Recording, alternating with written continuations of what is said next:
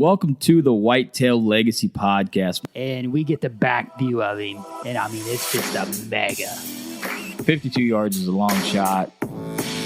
Magnum PI, what we named him. No idea. Just a magnum. Yeah, just a magnum. Come on, Cam, last year we said probably 150, mid 150. Yeah. Same doe from the morning come out with that 9-pointer. Here steps out this 90-inch 8-pointer. You're like, I'm like, okay, well, there's still a buck back there grunting. Yeah. And then out steps like another 90-inch 8-pointer. I'm like, all right. Yeah. Bro. Yeah. Bro. Yeah. You're like, I'm like, deer, right there. Yeah, like and he's already yards. 30 yards. Yeah. He was literally 5 yards from the base of the tree. Could have been, had a buck down at 1:40 in the afternoon, back there deep on public. 3 does come out pretty early. It was like 245, 24-yard shot, sent to combat veteran. And I tell you what, man, dude, it just smoked. We always get so jacked up when the other person kills. It's just almost like we got it done. Yeah. And when you killed that doe, I was like, hell yeah, man. And we come down here to Missouri. I asked Homie one more time. I'm like, is it a good buck? And he goes, yeah, real good, solid buck. I'm like, all right, boom. And the deer just drops. Sure. Super special meat. All right, let's get into the show.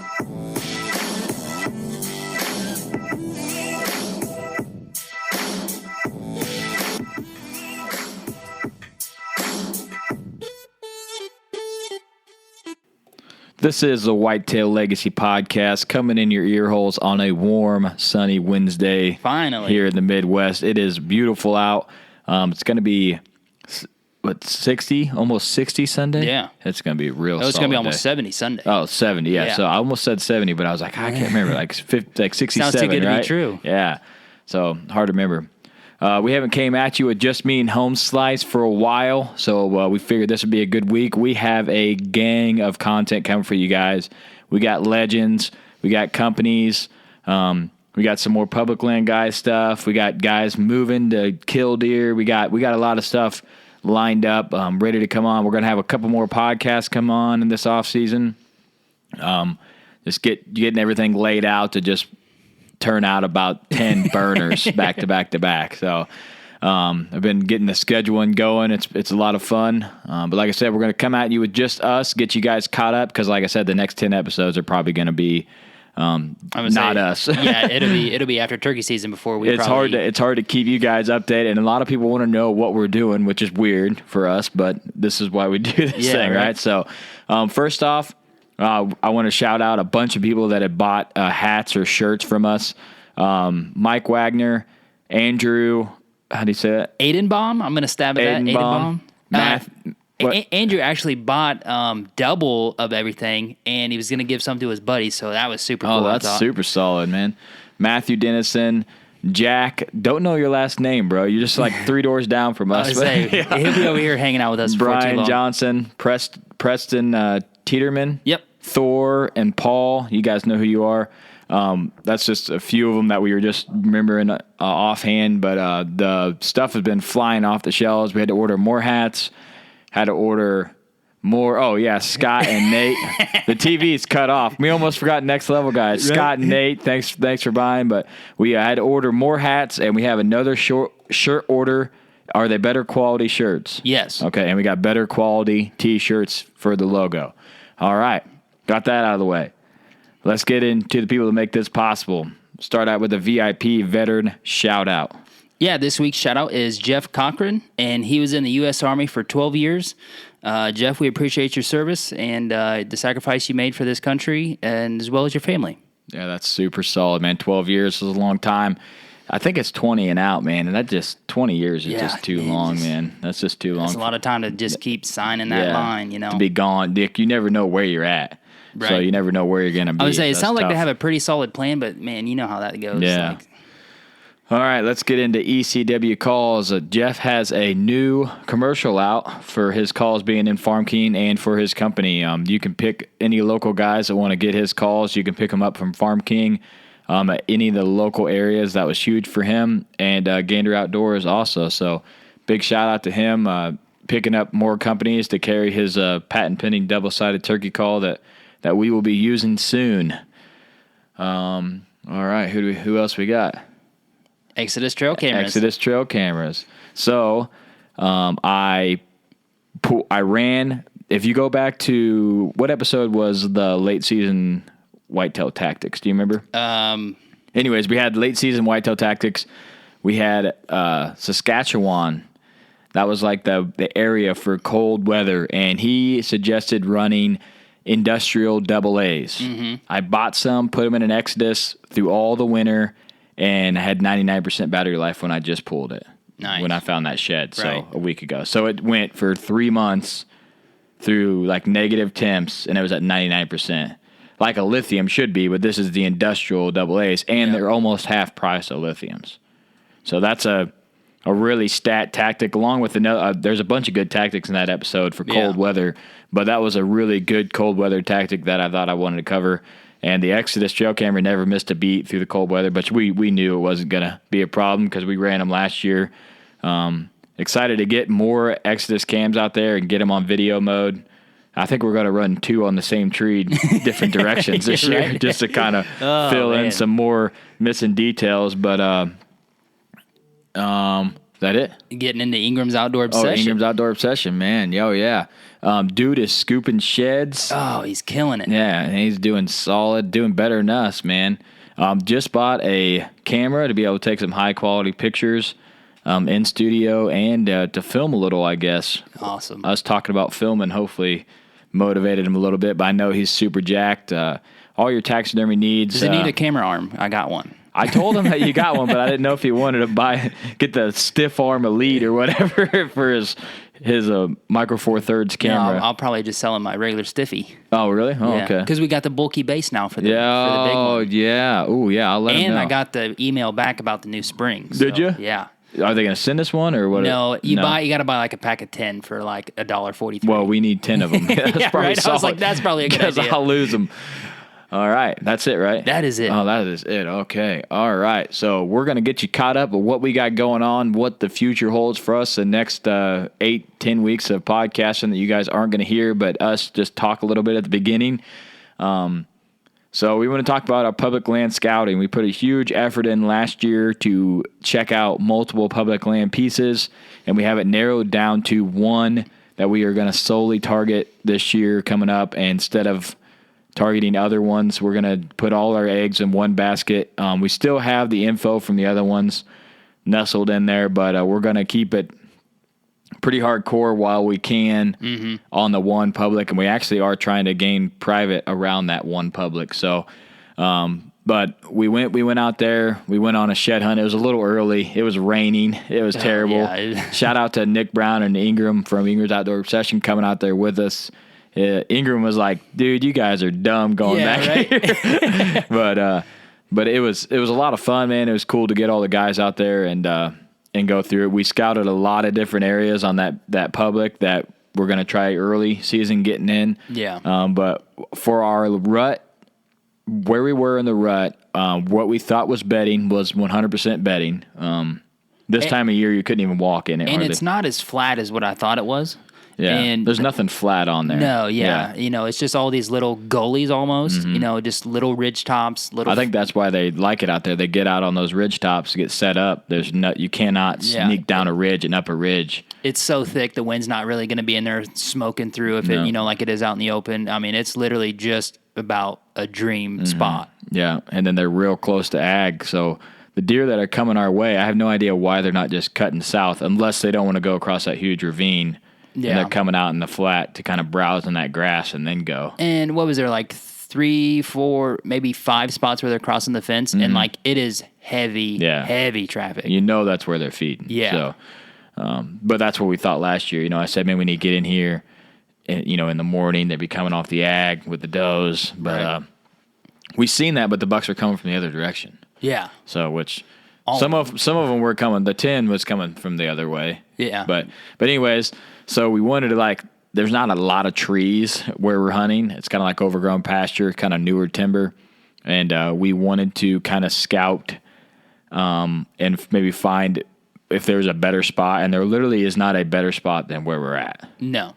The two trees we got picked out, the 2 trees that are huntable, that's that's I the think money. the other tree is super money. We just got to get into it. Okay. But I would say I'm falling in love with that spot we were in. You know what I mean? Just because it was so good every time we were there. Besides that one day you were hunting.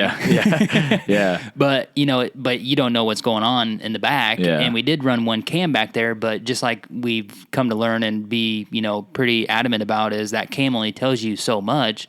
And there's a whole other route and access that the deer are losing. Yeah, there's two other that they're using heavy, and for as much daylight was on that cam, there was more daylight, on the backside of it or across on the other pinch. Yeah. But there's two, but it's hard to cover one with one camera. But there's two pinch points that are coming in on this tree, and it's coming from ag into thick bedding. And the deer right now just absolutely obliterating it. We're going to get back in there, and there'll be some sheds in there. There's got to be. Yeah, so. Did see one cam back there. Kind of close to the main access on the other side. Yep. Not even where we're hunting, really. But No, it's on the opposite side. I don't know where he plans on getting in a tree unless he's hunting off the ground. I'm not 100% sure there. Yeah, it could just be going off the ground. Early season spots that we looked at, every time we were like, oh, dude, yeah, nobody's going to be hunting back up over here. Boom, there's, sign that somebody's been hunting there. Mm-hmm. And so still going to give that a go. Still, even from a map scouting perspective or a digital scouting eyeball looking over the piece, we had thought about going back there, and we just never did. Yeah, it's just we kept going like where it used to be good, where I had its success, and it used to be good, and there's just more people hunting public, more people hunting that area, and it's just pushing the deer further back in. Yeah, and we're limited on the amount of days we can be out there just due to, our lifestyle. We have to work, we're dads, and stuff. So, just like daylight saving time is going to be stat. I would say hopefully that happens. Yeah. But just like that film in the Badlands Film Festival, like the guys like, you only have so many nickels. You have only so many hunts, and you want to make that hunt you want to go to the best possible spot in your mind. So that's just kind of why we didn't push back into the unknown area. Why push back when you have trail cam pictures of giants close? You have history close. Yeah, you've scouted that tree. And they're flirting with daylight. Like they're right on the edge. Like, oh, it's cold front. Maybe this is it. Giant ag field right here. Yeah, what I mean? Like it's you're not hunting the ag, but you're hunting right off the ag, and you feel like it's good, but just or you have an acorn flat there, or you have a green food source. We have one that acorn. Green one. Yeah, that one acorn flat where that easy access is an early season dynamite, I feel like. For sure. I feel like that needs to be priority. Next time we need to plan out a little more of a day and or not plan out more of a day, but take more time in the day and maybe just quick scout where we hunted and comb through that again, because hopefully some deers drop the shit back there. Yeah. But then really pound back up over there, because I feel like we can. That's easier to get to. Yeah. So. And it'd be a good earlier spot. Yeah, I feel like too. there's no acorns out there really, but that spot's heavy with them. Yeah. So, where you had to hop the river and you went knee deep? Mm-hmm. So that ridge right there, there's like another ridge up higher, and I didn't walk it, but that bottom ridge was hammered with rubs. It'd be the same direction. And I feel like that's where that one camera was that guy showed us the pictures off. Okay. Because that ladder stand was down there. I feel like it was on that ridge. Oh. So they're coming off the private and circling around up to us. So it's you're gonna have to play the people that are there, to where you go. If they're there, but they weren't there early. No. They hunted it down the dynamite rut. Yeah. So I think that might be better early. And just had that one older guy with the longbow back there on cam. And that leaves the top for the rut. Kind of leaves that thick bedding and stuff where you're not bumping anything. Right. So I think that's a better option. But, just basic rundown for you guys. If you're out there scouting public or scouting your private, go to those pieces right now that you think are bedding and verify that they are bedding. If you did not go through them in season, that's one thing we do not like to do. We like to verify. We like to think about it in season and then verify out of season. Just because I feel like if you go into that bedding area, you bump them, and I know people say bucks can get bumped and come back to their bed, but in my history of doing that, I've never had success. They might come back, but they're not there in the daylight. They've lost that comfort of going there. You know what I mean? Yeah, and like doing that just would like blow my mind. That if that when it happens, I know it happens, but like that's just very rare. But yeah, if me and you would have went in there like with stands on our backs, we couldn't have hunted it anyways. No.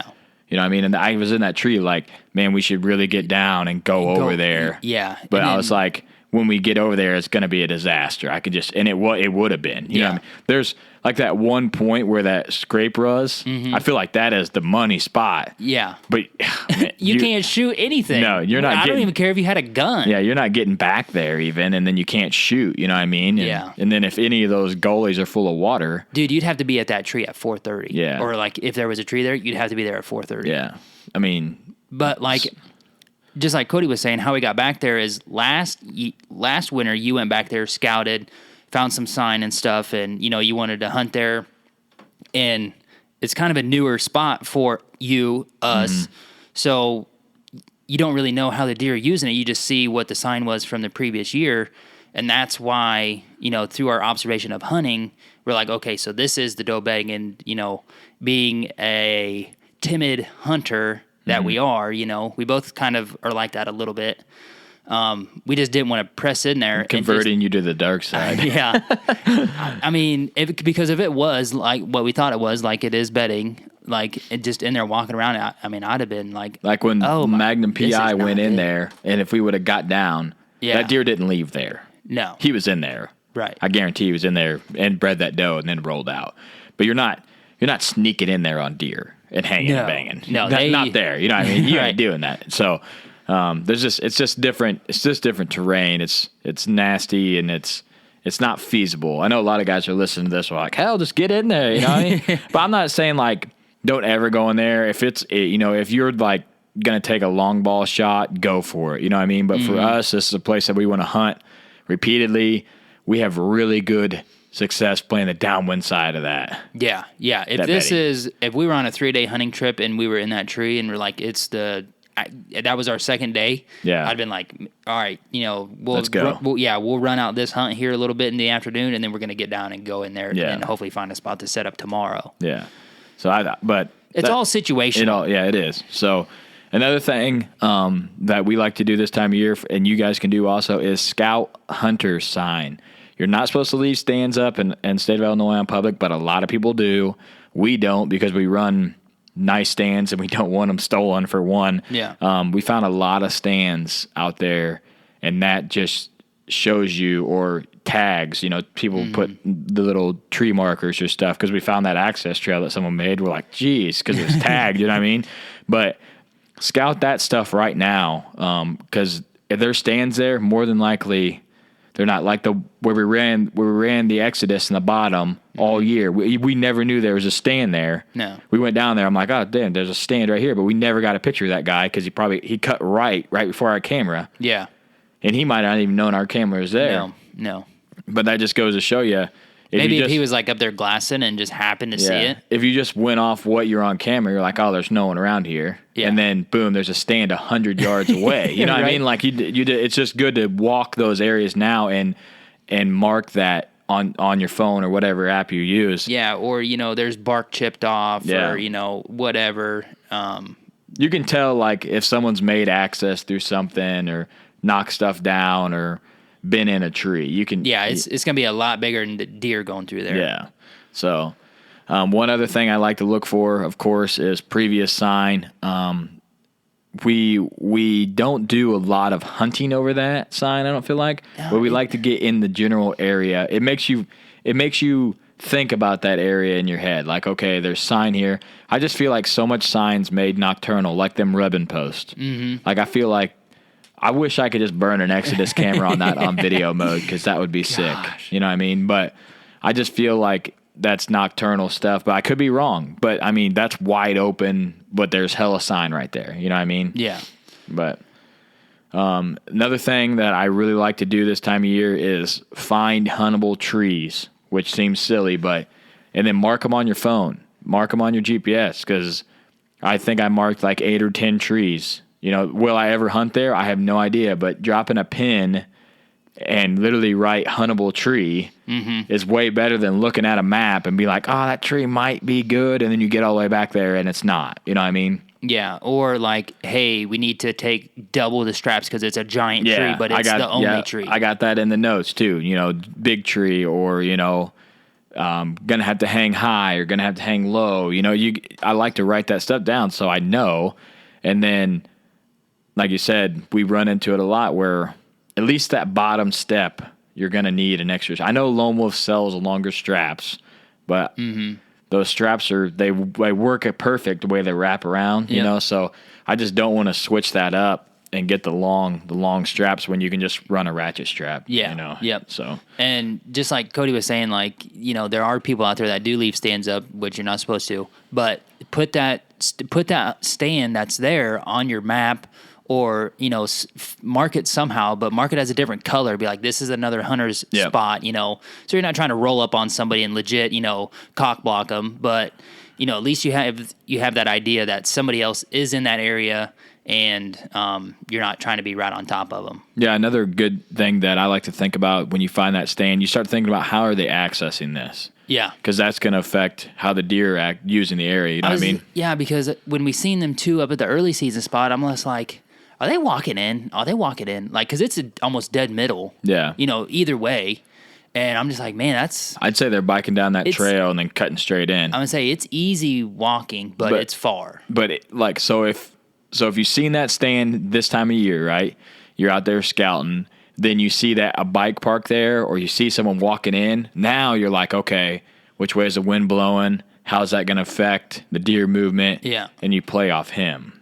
So knowing where those stands are key, not saying that they're not going to switch a stand, but a lot of hunters, once they kind of find a spot, they normally stick to that area. Yeah, you know what I mean? Yeah. They kind of hang out in that area, and some hunters go everywhere, but I'd say 70% kind of find an area they like. And they're going to be within 50 to 80 yards of their tree, that they first hunted in, and then they're going to tweak it, and then boom, just hang in that area. Yeah, I feel like that's the case, and I'm surprised that we found so many stands back here. Yeah, I was really surprised, and at the spots that they were at. Yeah, I mean, they were all in pretty decent spots. They were nice stands, too. Yeah, they were nice stands, and they were all, I was like, man, this is pretty, boom, there's a stand. Yeah.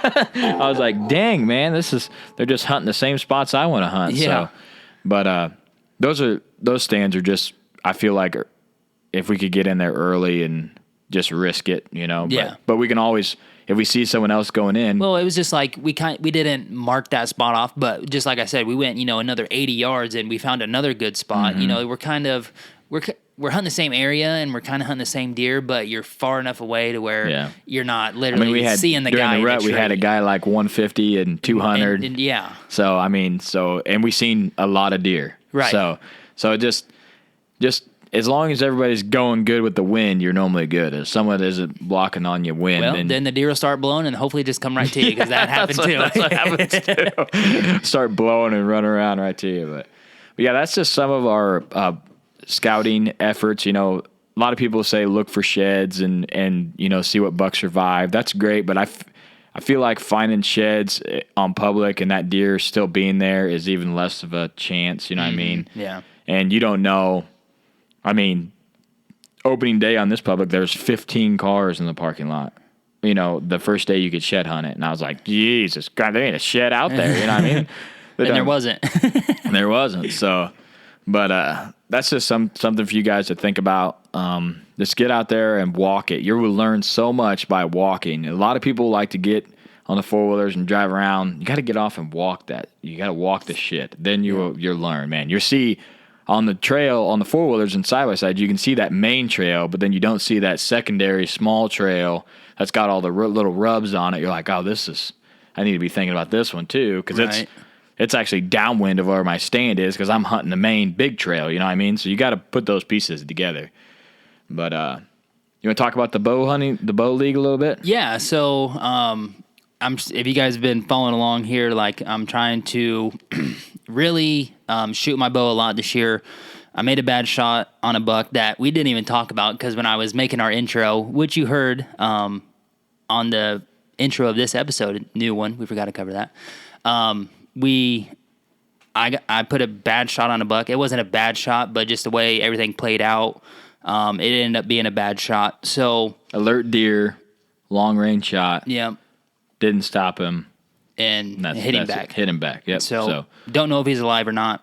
We're gonna get out there here in the next weekend or two and really cover the whole country block. So we'll hopefully either turn up or he'll turn up here in July. Yeah. So, I don't know why we didn't talk about that, but it was just boom right to Missouri. Mm-hmm. So, I've become a better archer, and last year was really a big improvement for me as far as like the arrow going where I aim. Like that was big, and it's been shooting my bow has now become fun to me instead of just like a job. All right, everybody's talking about getting your bow out. It's July. Season's 3 months away. This is something I need to do.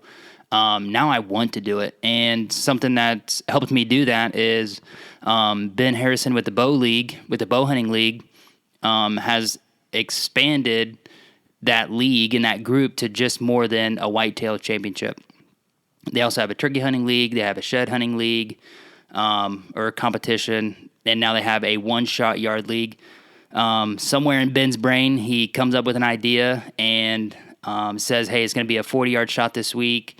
The next round is 25 yards sitting on your butt on the ground, and you shoot at a 1-inch circle on a paper plate, and then you measure the outer the outer spot of your arrow to the outer edge of your circle, and then you just comment your score. You do a live video in there, so it's live.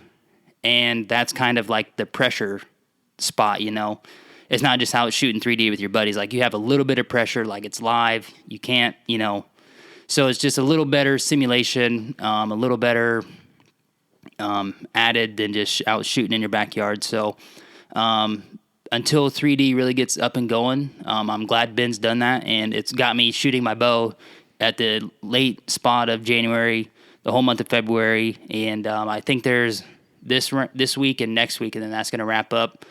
I'm going to talk to him here tomorrow night and hopefully talk him into doing one like during the summer and then maybe late summer, do another one because I really enjoyed it, and there's been quite a few people actually in there doing it. So my best shot so far has been 66 yards, and I was 11/16 of an inch away from an inch circle. You can't read a tape, so I would trust him. No. So I've had fun doing that. Yeah. That's good, man. I know you're taking really a lot of pride in shooting and getting better in that trade. I feel like I lost that one deer, but other than that, I haven't had like the heartbreak that you've had, Right. So, I shoot a lot. I haven't been shooting a lot lately, to be blatantly honest with you. My kid's been shooting his bow way more than me. Nice. I bought two brand new targets last week, so that's going to motivate me to get out. I just have too much. I got to get all this honeydew stuff done before turkey season. Yeah. So that's my go-to right now. I would say during each round's a week long, and we literally had like one good day to get your shot in. And if it wasn't for like that one good day, you wouldn't have been able to shoot because it was literally like 20 degrees the rest of the time, know. So you want to get out and get stretched out and get a good groove and then, do your shot. But you just got that one shot, and it is what it is. That's cool, man. I like that idea. Motivating people anything that motivates people to get outside and shoot or in the woods, I'm 100% for. So yeah, exactly. Nice work, Ben. Let's get into the new lease potential. So I have been knocking and rocking doors, shaking them, whatever I got to do to get in there, Googling. Putting in all kinds of work, talking to people, different people, talking to people to get other people's I would say info. like four people away to get to one dude. Yeah, it's a kind of a disaster, but when I find a piece that I want, I'm really working on it. So we had 90% sure have a new lease, another small piece, another not a lot of timber, but I really like it. It's connecting to really good stuff. And then potential to have one of the main accesses that we feel like the deer are coming off the private onto the public that we're hunting. Just a little bitty kind of waterway draw in between there that I feel we know a lot of the deer are using. Yeah. We know. So also we're going to want to run a camera right off the road next year. I found another spot that I Okay. think might be good, but be really easy to check too. Check it, and if it's shit, then you pull it because you could check it, every 3 days because it's right by the road. Yeah. But so we're pretty jacked about that. I actually got to go out and walk the one private. My boy found an old shed, his second hangar, so that was pretty What? sweet. Yeah. Oh, shit. I found 2 hangars with him. I'm like, damn. I actually thought you were at Boonertown when you did that, and you were down at like the creek. Oh yeah. Yeah, no. that's where I thought that was. No, this was at the new piece, but yeah, it's pretty good shed. It was 2 years old, so I know it's a stud now, but I don't believe there was supposed to be anybody hunting there, but there's quite a few stands on the piece, so that's going to be kind of interesting. I kind of talked to the landowner a little bit and asked him if we could put up no trespassing signs, and there's a couple signs that says monitored by trail cams and monitored by cell cams and stuff like that. I feel like you start putting that stuff out, there's only like 2 main entrances to this place, so I feel like you start putting that out, it might push some people back. But I'm excited to walk that again. So I started walking heavily the 1st of February, and I've marked the date of everywhere that I walked, and I wanted to go back a month from where and I walked it. And I have everything wrote down, like every piece I've walked, and now I'm going to go back and start over and walk them all again. Nice. So after I get this patio poured, that's my goal. Is every day after work, hit one piece, walk it, hit one piece, walk it. Because we get, spring ahead's coming real soon here. We get that extra hour after work. That's major, Yeah. But yeah, that's the update on the ground. We still got Boonertown. We got the private or the public, but we're going to be hitting hardcore. But we also, like I always say, if you can pick up an extra 10 or extra 20, extra 30, whatever you can, that could be the ultimate game changer. Because it could be like me, and you pick up a 21-acre piece, and there's a 190 on it. You know what I mean? Like that. It's just that you never know, and when people look at that 21-acre piece, they'd be like, yeah, this is not very good. You know what I mean? There's a house right there. There's an easement. There's not a lot of timber. Yeah. And then, boom, there's a freaking mega giant on it, and we kill it. So all it takes is that one extra piece. What was the status with the property to the south with the horse? Are we still working on that? Yeah, we're still working on that. That was I got a yes. Okay. Going to sign a deal. Already talked about cost, everything good to go, and then a back out because of her dogs sometimes go out to the woods. So we're worried about the dogs. Yeah, so I told her I'm going to go bow only. Okay. Maybe hit her with that, be like, hey, bow only. We're not going to be out here like every day hunting. We have other places to go. Yeah, it'd just be... et cetera, and see, and just, I'm one of those guys that doesn't like to give up, you know what I mean? So I'm going to keep the relationship good. And I know her personally, you know what I mean? So for me to say, hey, what do you think about this? And if she says no, that's it for the year. But next year, that doesn't mean I'm going to say, hey, how's it going? Yeah, because, everybody's financial status changes, You keep that connection alive, and then she's like, you know what? You can give it a shot this year. And then as long as you do the right thing while you're there. Exactly. It compounds, and then you're hunting a place for 2, 3, 4 years. You know what I mean? I was talking to my wife the other day, and I said, with homie's kids and my kids, I said about 10 years from right now, me and homie are going to have a giant piece locked down. Yeah. And she's like, yeah, that's fine. When it's the kids and spending money on a lease, it's like, oh, yeah, that's cool. Whatever it takes to get a giant piece, Yeah. But, I was like, if 1 or 2 of them wants to hunt and 1 or 2 a homie wants to hunt, and then we're out there hunting, you're talking 4 or 5 guys on the same piece, you're going to want a mega piece. I'm going to say, we're going to need a spot where some forked horns are able to be killed. Yeah, forked horn city is what I want. What I mean? So, that she was like, oh yeah, that's understandable. I'm like, oh, of course it is. Yeah. I'm like, because they're going to go turkey hunting, and all that, and then you just got it. And she was like, yeah, that's fine. I'm like, if I said I wanted to get a giant piece, me and homie, she'd be like, I don't really know. But throw the kids in there. So 10 years, we'll have a real stellar place. Nice. I'm looking forward to that. So forked horns will just get murdered. I always get to be like, have you seen the checkbook? Yeah. Like, yeah, I have. It looks all right. Like, I'm ready to go. Yeah. Looks good enough to get a decent piece. Yeah. All right. Well, talking about turkeys, Oh, kids killing yeah. turkeys. I'm ready to kill a Jake. I don't know about you. There you go. You said it again. Yeah, I'm ready to kill a Jake. I got third season Illinois. And what'd you get? I got second and third season. Second and third. So I'll be filming second. Mixed match third. Hopefully both kill. Yep. I am going to buy an over-the-counter tag. I don't even care if it's, I don't know what county. I'll find a county with some public on it, and I'm just going to buy an over-the-counter tag and go for it. Did you apply for fifth? Yeah, I did, yeah. Really? Yeah. Wow. I only got one tag, though. So, but I'll buy an over-the-counter tag. So Yeah. I don't know. The Illinois turkey season is such garbage. When people listen to this, they're probably like, I don't know. But there's 5 seasons. You have to apply for each season separately. Some seasons don't have. I would say only 4 of them have a weekend. Yeah, don't have a weekend in them. They're 5-day seasons. And then when you do get a tag for a season, you only have the weekend to get it done. So you have those 5 days, and that tag is no good. And then you have to buy another tag, but tags sell out. So like second season Knox, there's none. Second season Henderson, there's none. Mm-hmm. You know what I mean? So turkey season in Illinois is. I would really like it if they went to 5 weeks, 1 bird. I'd be cool with that. Yeah. You get 5 weeks to hunt, kill 1 bird instead of 3 birds. 5 weeks. So right. I don't know if you buy 5 different tags. You know what I mean? Even Make the tag $10 more, and like you bought 2 tags, and then freaking give you the whole 5 weeks. Yeah, something's got to change. We can't even hunt past 1 or 2. They've been back and forth. But in our area around here, there just isn't a lot of turkeys, dude. We don't see turkey. I don't think we've seen a turkey all bow season. No. We didn't see a turkey all bow season. No. All that time spent in the woods, didn't see 1 turkey. Last year we had some on cam there. Yeah. Even on public.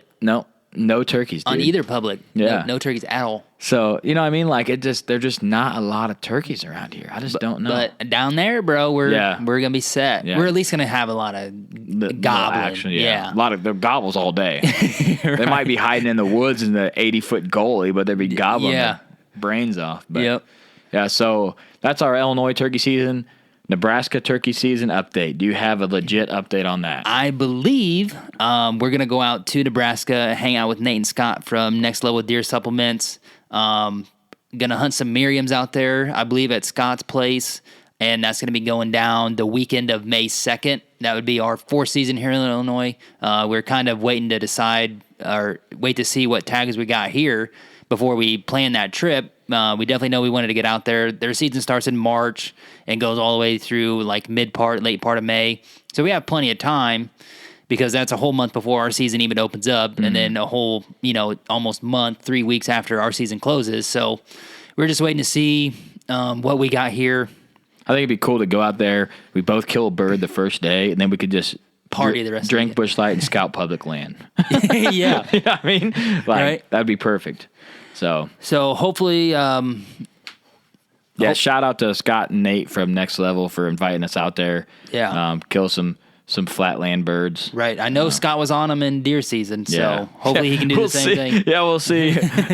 I'm just like you said, like if you see turkeys during deer season, I feel like you're gonna have 10 times more of that in the spring. Like that's just the way. Yeah. He'd have like 30 in a flock. Oh, dude, I'm like, dumb. Dude, why don't you shoot some of these? You know? Yeah. It's like.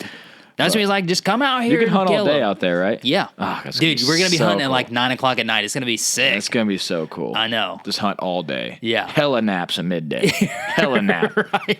That's going to be so sweet.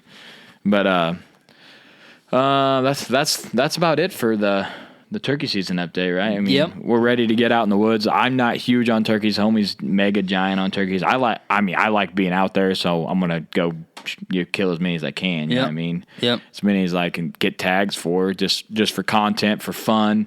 And I'll be filming homie. Hopefully he smacks a giant. Like I said, I will shoot a Jake. Like if it's out there gobbling, it's done.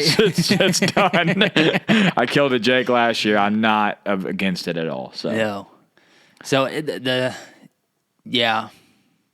would say it just depends how it goes down in Nebraska, but I think it's free game down out there. Yeah. You know, whatever comes in. So Like- I told Scott, I said, man, you got quit working, quit golfing, like go out there and get me one tied up. You know. Yeah, I want it coming in. I want you to roost this thing a month out.